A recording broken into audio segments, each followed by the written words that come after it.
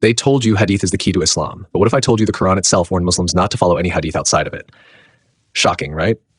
Stay with me, because today we are asking the question, if even the most authentic books in Islam are disputed, what does that mean for the faith of over 1 billion Muslims today? Because by the end of this video, you'll see evidence that most people have never even been told about. The reliability of Hadith is a subject of heated debate among academic historians.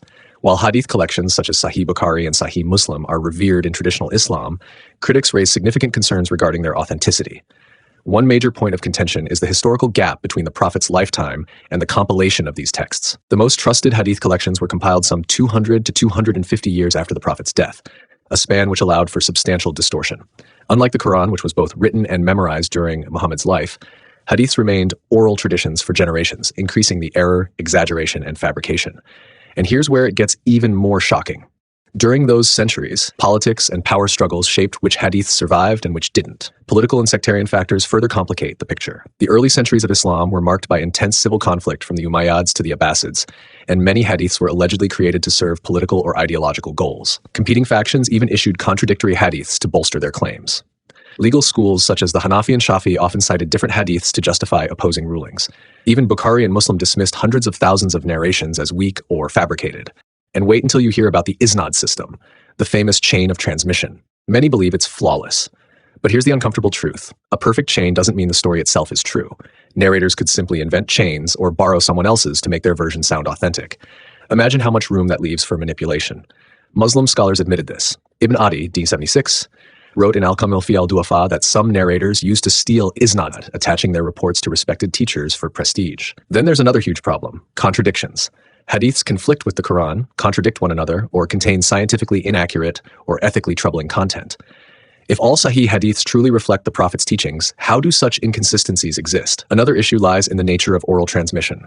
Yes, Arabs of the time were known for their memory, but modern cognitive science proves memory is deeply unreliable. With hundreds of thousands of narrations circulating, perfect recall across generations, it's just not realistic. And here's something most people don't know. Early Hadith scholars didn't even agree with each other. One scholar's trustworthy narrator was another scholar's liar. Narrators once respected were later blacklisted. For example, Ibn Hibban graded the narrator Ekrema, the freedman of Ibn Abbas, as reliable, while Malik ibn Anas considered him a liar. See Tahdhib al-Tahdhib of Ibn Hajar, Volume 7, p. 270. Another case, Muhammad ibn Ishaq, the famous historian of the Sirah, was accepted by some, like al-Shafi, but rejected by others, like Malik, who accused him of being a fabricator. Yahya ibn Ma'in, one of the most important hadith critics, often revised his views on narrators, calling someone trustworthy in one place and weak in another. See Ibn Abd al-Barzami, Vol. 2, p. 947. This shows that reliability wasn't objective. It depended on personal judgment, school loyalties, and regional bias. Think about that. If even the experts back then couldn't agree, how can we act like there's a perfectly preserved, universally accepted collection today? These differences still affect Muslims today.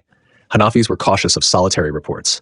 Malikis preferred the lived practice of Medina, while others leaned heavily on textual hadith. The result? One group's authentic hadith could be another group's rejected claim. Traditionalists spin this as proof of rigorous scholarship, as proof that the foundation itself is shaky. But here's the real turning point of this debate. Does the Quran itself command Muslims to follow hadiths? This is where everything changes. Traditionalists argue yes, citing verses like, "O you who believe, obey Allah and obey the messenger and those in authority among you," Surah Nisa 4:59.